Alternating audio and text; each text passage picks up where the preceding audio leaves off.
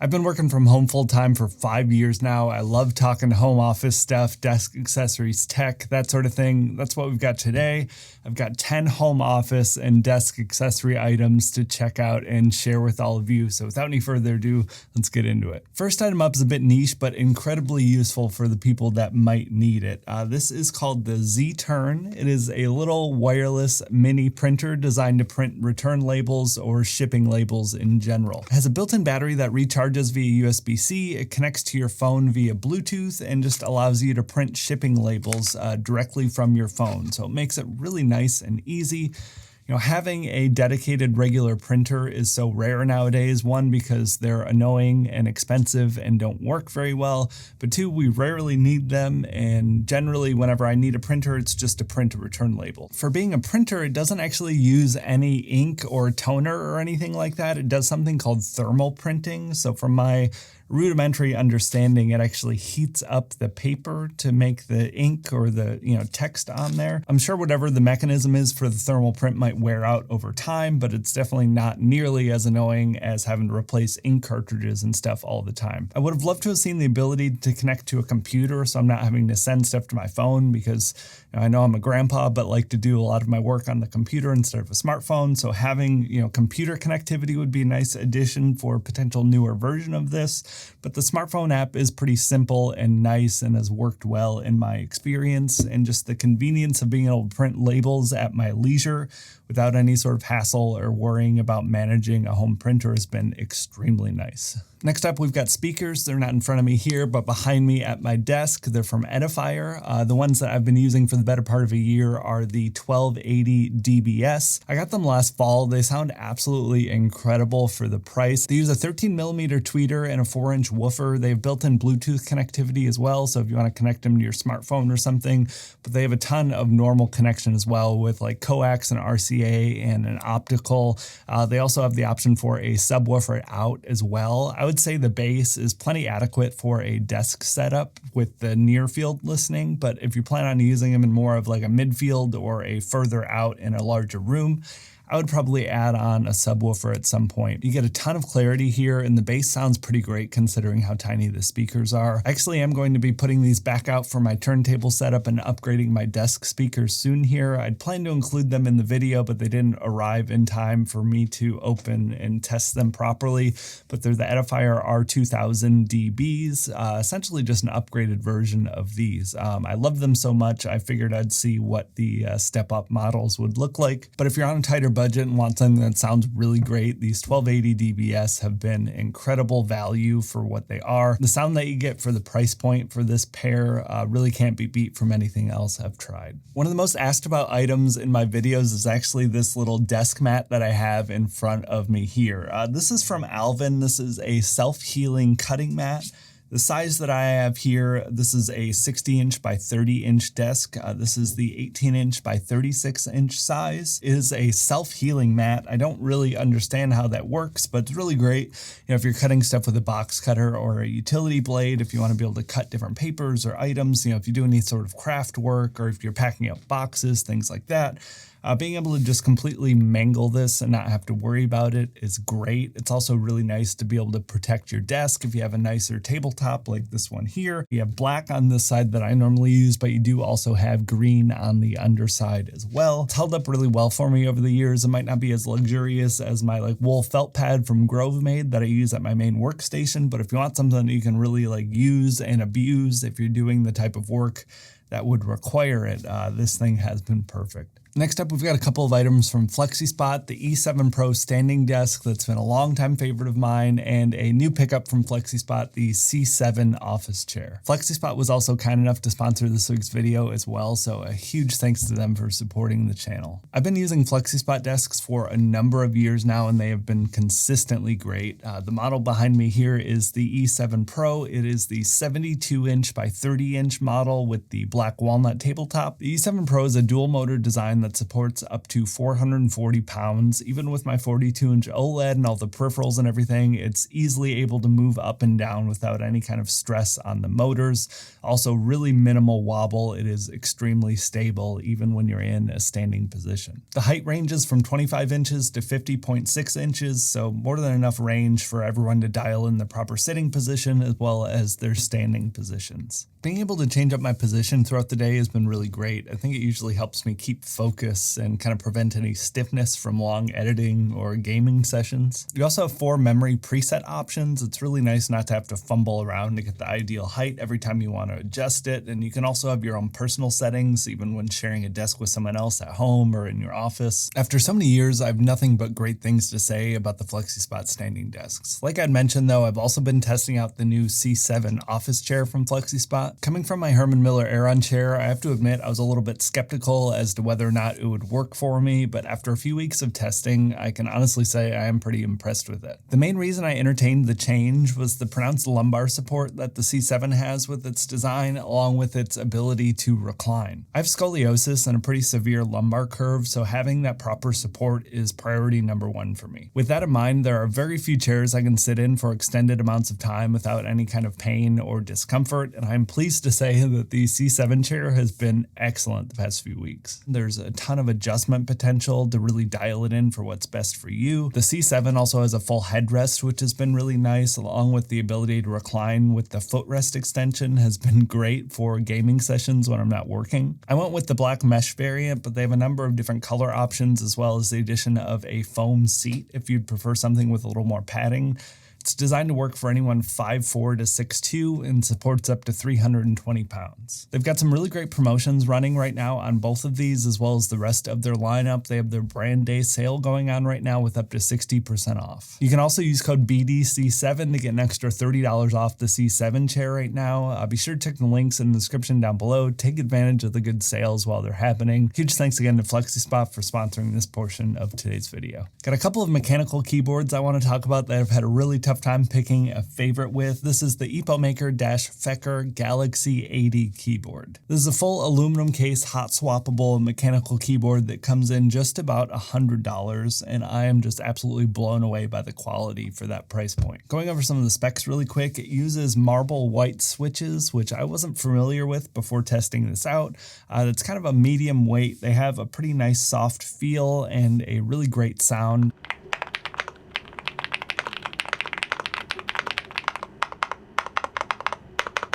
You have the choice of running it wired with Bluetooth or a 2.4 gigahertz dongle. The dongle is actually built into the keyboard here. You just slide this out and you have a little magnetic holder. I think this is clever and I think it looks great. I just love like the retro look and feel of this design. It has full south-facing RGB that looks great. It uses a 4,000 milliamp hour battery. It's a compact 80% keyboard, so you don't get the full number pad. They have 5 different colors available. It works with both Mac and Windows, but something to make note for us Mac users, it doesn't have Mac keycaps that come with it like a lot of the other keyboards I've tried. So that's really my only complaint here, is I would have loved to swap out some of the keys for Mac specific ones. Not a huge deal, but definitely worth noting. But overall, $100, I'm completely blown away with this thing. I love the feel of the marble white switches. I'm typically a blue switch type of person, but this and the next keyboard are both a little bit different. It's been fun to test and expand out. If you're on a budget and want something that's a pretty good build quality, that sounds great, feels great, this is a no-brainer in my eyes. One other option I just had to test though when I saw it was this one. This is the Keychron Q12 Max keyboard.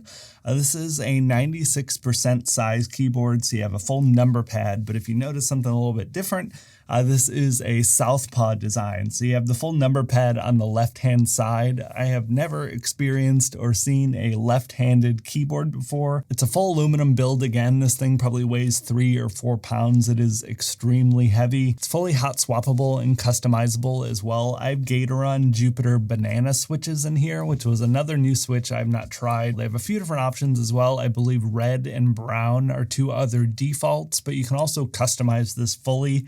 They have a whole separate shop for add-ons if you want to change out the keycaps or if you want to change out to different switches. They have quite a few options on the Keychron website. You have a 4,000 milliamp hour battery, a Bluetooth connectivity, or a 2.4 gigahertz dongle, or you can use it wired, of course. Full south-facing RGB. This color is called Shell White. They also have one that's called Carbon Black. I like, again, this sort of like off-white creamy type of look with the green accents. I think is a nice touch.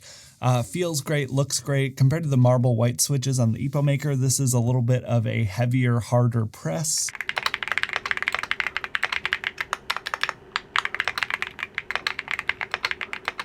Another addition to this that I've really liked is this little volume control knob in the top left corner. Build quality feels great. These banana switches are really great. I would definitely use them again in the future. This comes in at $219, which honestly, that's not a bad price for what you're getting. But after testing that Galaxy 80 for $100, I feel like the build quality and the overall feel is pretty similar. And this one is a pretty big jump up in price. If you want the number pad and if you want the left-handedness, I think you're not going to be disappointed whatsoever with this one. But if you're going just for value first and foremost, the Galaxy 80 is definitely a great way to go. Both keyboards have been so great though. Taking out the price factor, I really can't decide on a favorite between the two. You gotta have a good mouse to go with the keyboard. The default choice for most of us, I think, is going to be the MX Master 3S.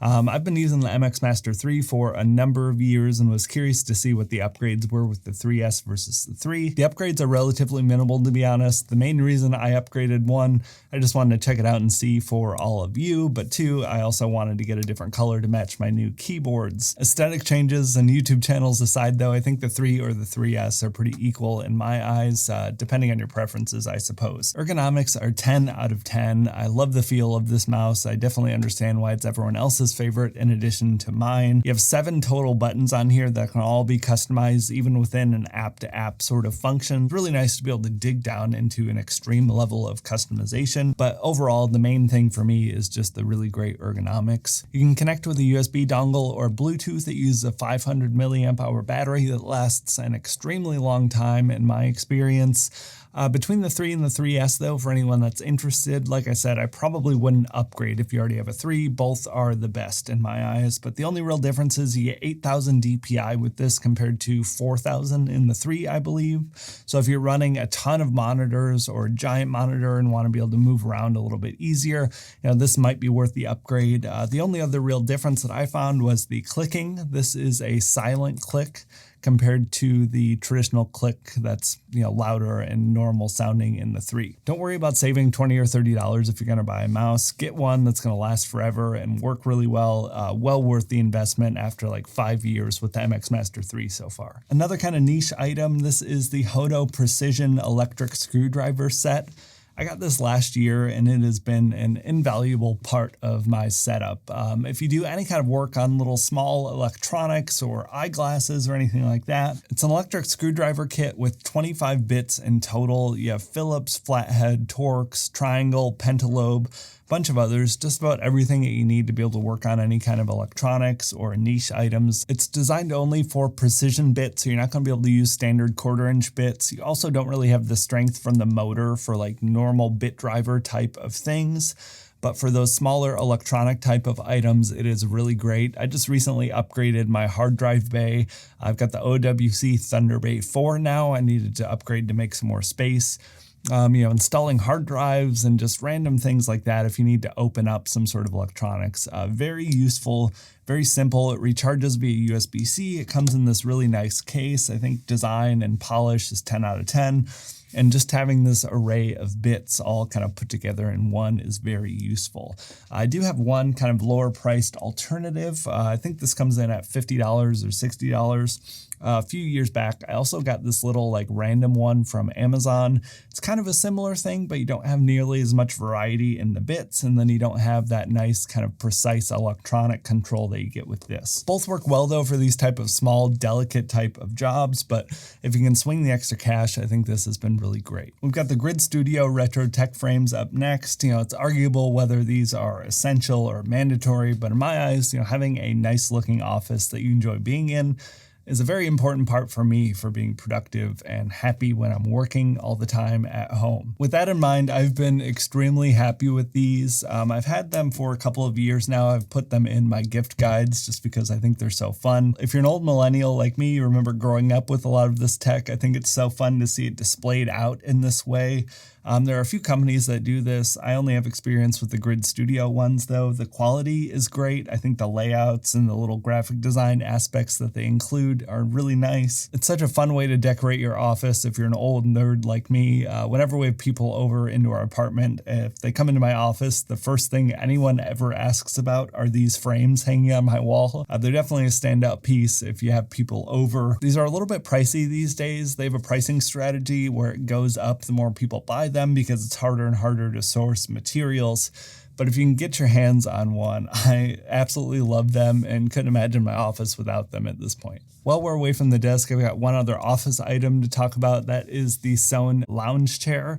This is actually an Eames Lounge replica dupe that I got my hands on a while back. They were kind enough to send it out to me to check out and review, kind of a no questions asked. Not obligated to love it. They're not seeing this video beforehand. They might not even see it after the fact. So with that being said, I've been in love with this chair. I've been on the hunt for a good lounge chair to put in my office to read, to have a separate position to work in, just to lounge in, to play video games, all of that sort of stuff. It's just nice having extra spaces. Eames lounge chairs have been a grail item for me for so many years, but they are like $5,000, $6,000, $7,000, I believe. This still isn't a cheap chair by any means, but this is an excellent quality replica. I was really skeptical when they first reached out and really impressed after I put it together once it arrived. Just to add a bit of context, before I started working from home full time, I actually used to sell a lot of high-end expensive furniture. So I worked with a lot of like Equinus or stressless chairs, if anyone's familiar with that. It's kind of at a similar tier and caliber to Herman Miller.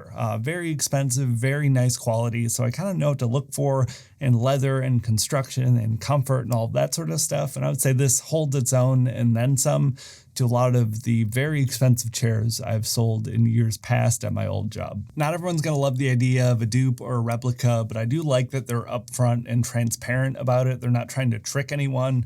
It says right off the bat, it's a replica and a dupe and not affiliated with Herman Miller. So take that for what it is. Maybe you have a problem with it, maybe you don't. All the components look and feel great. You know, the plywood layers look really nice. The leather quality was also a little bit better than I expected at this price range. You know, usually for my experience, I get into like $2,000, $3,000, $4,000 before it starts to feel premium, and I think this definitely fits that. The foam on the interior also feels pretty sturdy and nice. Time will tell in the years to come, so I can definitely report back over time as to how that's going. Their model's a little bit bigger than the original size Eames. Most people don't know it's actually a pretty small chair, so if you're around 6 foot or taller, it's not going to be big enough. This is meant to be a little bit bigger, and honestly, it just feels more like a standard size chair for the modern day. That's really about it though. I was impressed with the quality for what you get versus the price point. Not a cheap chair by any means, but I've spent a lot of time with chairs in the $3,000 to $5,000 range, and I think this definitely holds its own. If you're in the market for a good dupe, that would definitely be a way to go. Let me know what you think about that. I know it's kind of a gray area with things. I'd love to get a discussion going if anyone's interested, but that's actually going to wrap it up for today's video. I had a few other things I ended up cutting just to make sure that this isn't like 40 minutes long and I'm boring everyone to death. Probably be doing another one of these soon, or at least a desk tour. I've been making some changes and updates over time. Probably continue to do so. I'd love to hear what your home office or desk setup is looking like. Do you have any recommendations for me? I am borderline needing a proper like rack mounted server setup at this point between my Plex server and years of doing video work. I have like 150, 200 terabytes worth of data that I'm storing, and it's consistently a problem. So any advice you can give me on that would be great. Thank you all so much for watching though, and I'll talk to you in the next one.